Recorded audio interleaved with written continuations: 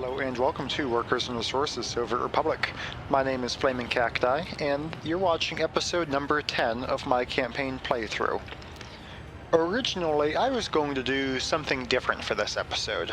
Originally, I was going to build a construction office and start building things ourselves. However, I thought about the direction I wanted to take the series in, and I decided that just didn't really align with my goals. So here's what we're going to do for the rest of the series. So there are two campaign modes. There is A New Republic is Born, and there's Soviet Revolution.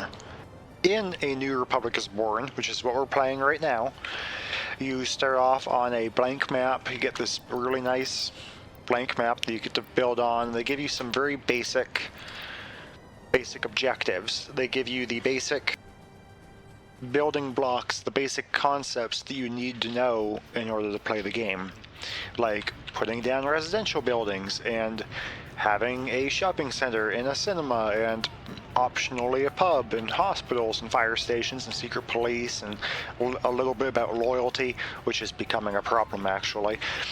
And then they move on, they show you about farming and how you can turn those crops into food and alcohol or fabric, and then you can turn the fabric into clothing, and then you can start to learn how to use the factory connections, get a distribution office in, start exporting.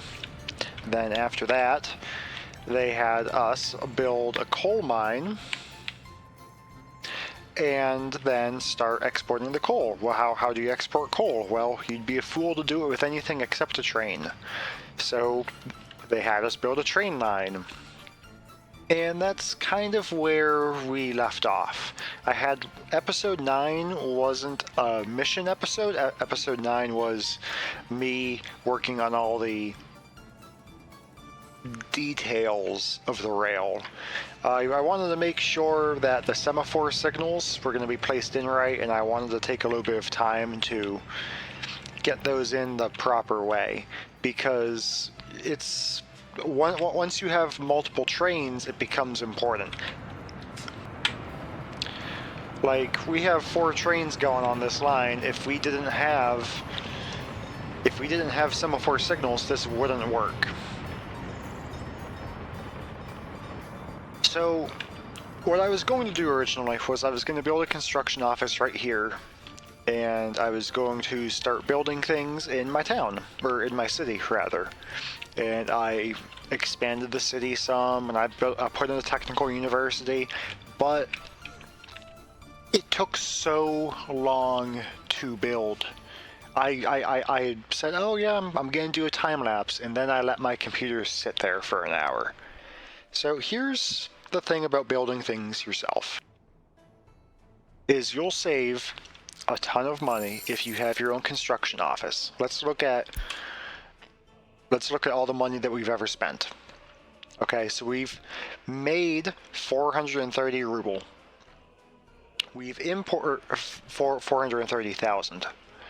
We've imported 1.6 million ruble, and we spent 332,000 ruble on delivery cost.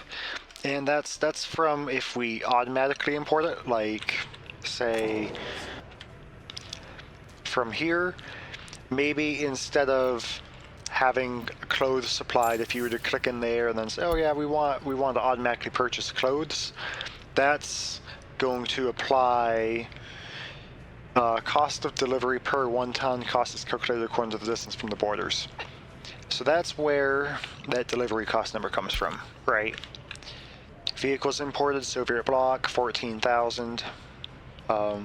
They're exported, and then vehicles imported, 900,000. Foreign manpower, this was the kicker, is that we've spent 1.3 million rubles in foreign labor, because when you automatically build things with the auto build, you have to pay for the foreign manpower, and that is expensive, and it's a lot cheaper if you have people to have your people build it.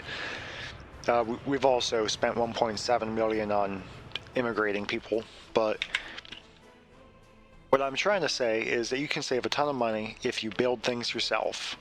And it doesn't even matter if you have to import all the materials, because you're still going to save a ton of money on the labor cost. Problem being is that it's going to take hours for many things to build.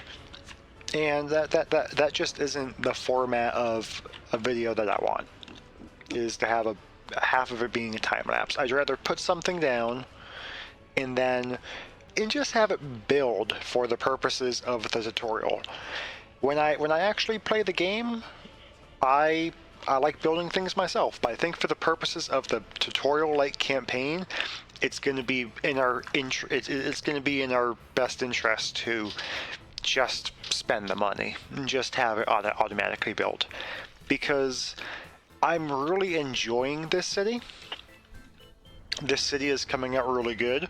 I want to keep on playing this map and whatnot, but I want to finish what I started, essentially. And by that I mean I want to finish a New Republic is Born campaign, and then I want to move on to the next campaign and play Soviet Republic, because that's a tutorial about taking over an existing republic, and I've never really played on populated maps. I've always played on the more blank style maps, so it's something that I'm not necessarily good at. This here, what we're doing, easy peasy, done it before. Like, it's on easy mode, you don't have to worry about power, sewer, waste management.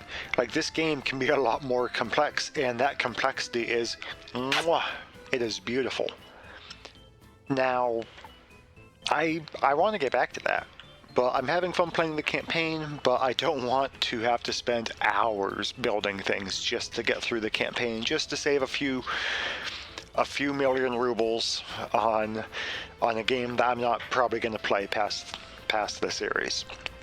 Because what I want to do is I want to finish this campaign, I want to finish the next campaign, and then I want to do a realistic series playthrough. That's the direction I want to take this, and this has been a little long-winded at 8 minutes, but that's what I see for the future of this series. So without further ado, let's actually play the game.